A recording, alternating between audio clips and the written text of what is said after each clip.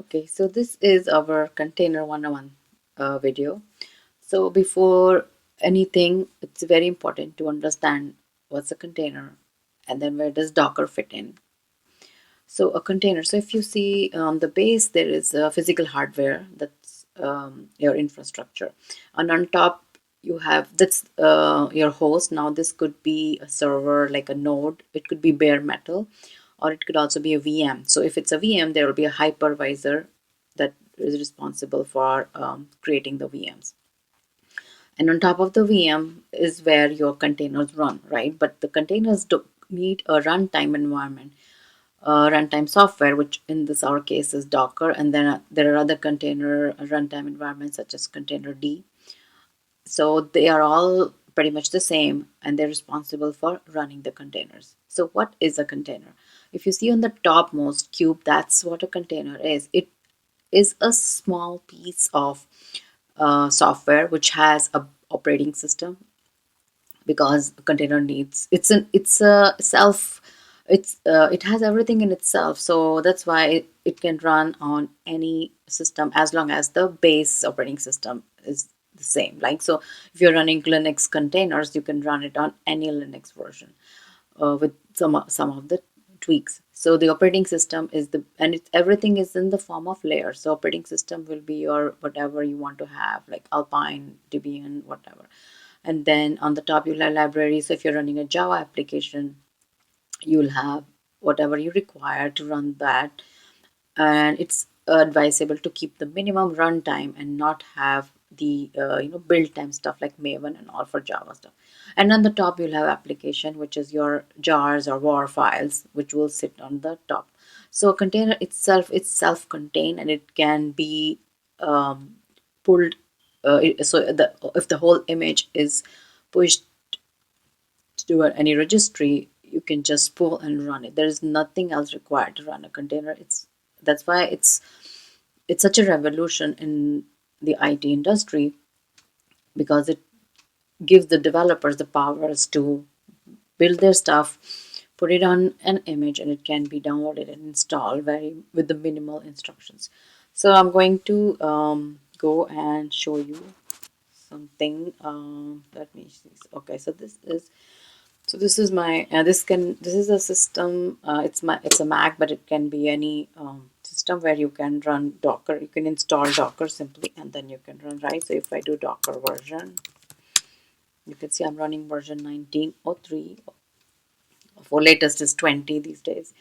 And now there are some regular things to check, right? So if you want to see, okay, what is running, is there any container running? If I do Docker ps, it will show me there is one nginx container that is running, and I can do Docker ps minus a. It will show me if there was anything before. PS minus a pulls everything that's running and that's exited. So if you see, we have some stuff that was running before on my machine and that exited around 3 to 4 months ago. Another thing to check is, so now we are talking about nginx, right? So our nginx is running, and it was basically a simple Docker pull nginx. So the image was at Docker Hub. So in my case, because that's a default, but it can be on any registry. You can have a local registry, or it can be on in the cloud in ECR or any other registry. DTR is another registry, that is Docker Trusted Registry. But best thing is to pull it from if you can put it in the hub. You can create an account. It can be private, or it can be organization based. It can, and then you can also put it in JFrog. So there are very many various ways to put it, but basically, so you just pull the image and you run it. So let me see if I have the images, right? If I do Docker images, so if you see, I have the image I pulled 4 months ago.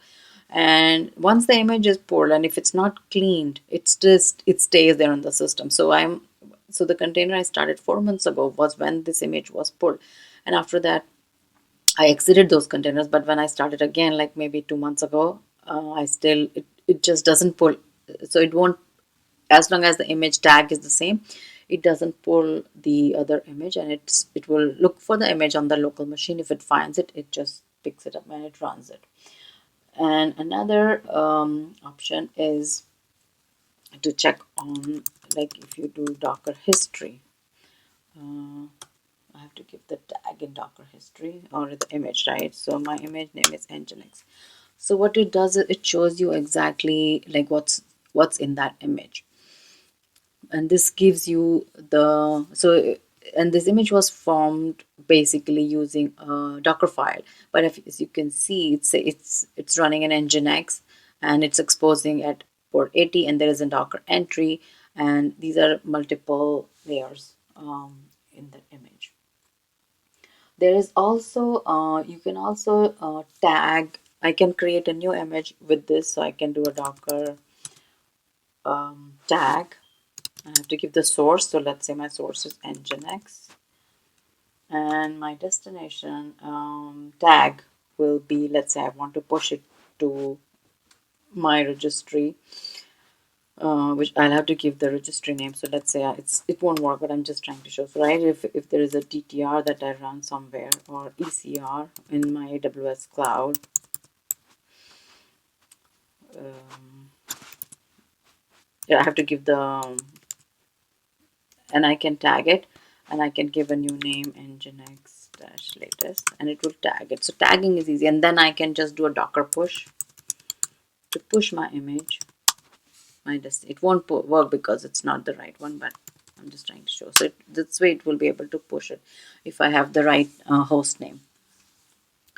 Uh, okay, so let's see what is hub.docker.com. So this is hub.docker.com, and you can go and you can create your own account, and you can have your own repository, and it's free for anyone, right? So like I created my account, and I have a couple of let me see repos. I have some stuff that I've been just playing around, Java and some stuff, so lots of years ago. I haven't recently done, right? But let's see, I want to pull something. So I will use it. I can use it's a public. So another important thing is if it's public, then anybody is able to pull it. So I can just do Docker pull, and I can give the whole path. And I have the latest tag. So if I do hello world dash Java, I will be able to pull it. And if it's a private repo, then you need to log in and you need to authenticate. But public is available to everyone. So if I go down, I haven't logged in, but I'm going. So I only have one image. The other one was a tag. So if I do Docker pull, and if I give the path hello world Java, and I just pull this image, I should be able to put it because the tag latest, and so it's as simple as this. So you can just pull an image, and then you can simply run it. So if I do Docker images now, I will see one more my image latest, and if I do a Docker history on it, I can also do a Docker inspect on, let me see if I do it, right? Then if you do an inspect, it gives a lot of information about that image, right? So it gives information about how, when it was built, the container information and configurations, and also the various paths. So where live Docker is where the images are stored. So when you downloaded it, so if I did, when I did Docker images, that's the where live Docker is the location, right? So you can do a Docker run on any image. You can, the if you specify the name of the image, by default it will run, or you can also specify by minus image option. So Docker run Nginx will run Nginx, and you can do a Docker. I cannot remove a running container. So if I try to do remove, and so this is the container ID. I can just give 77 FA. If I try to remove it, it won't allow because it's running. So I'll have to stop it, or I can do a minus force option. So I will just do a Docker stop on 77 FA, and I can do a Docker remove. But before that, I want to say there is also a command called Docker. So if you see volumes, I don't think I should have it. Yeah, I have a Docker volume ls, because normally, yeah, I don't have any. But normally, if you run, you'll have volumes are like if you're sharing, if you are saving your data past the containers removal in a volume on local mount or NFS, that's where the volumes exist. And if I do Docker container, so I think I have because I stopped it. Okay, I don't have anything. So I have images, right? Image ls. I have a couple of images. So there is a command called Docker system prune. So that It's normally used to do cleanups, because a lot of times when you've been running Docker in your systems and various environments for a long time, these they will occupy a lot of space, especially all this, the wildlife Docker needs to be monitored, otherwise it can go beyond, it can go really high. So there another, so that way what you do is Docker, you can also do a Docker image prune,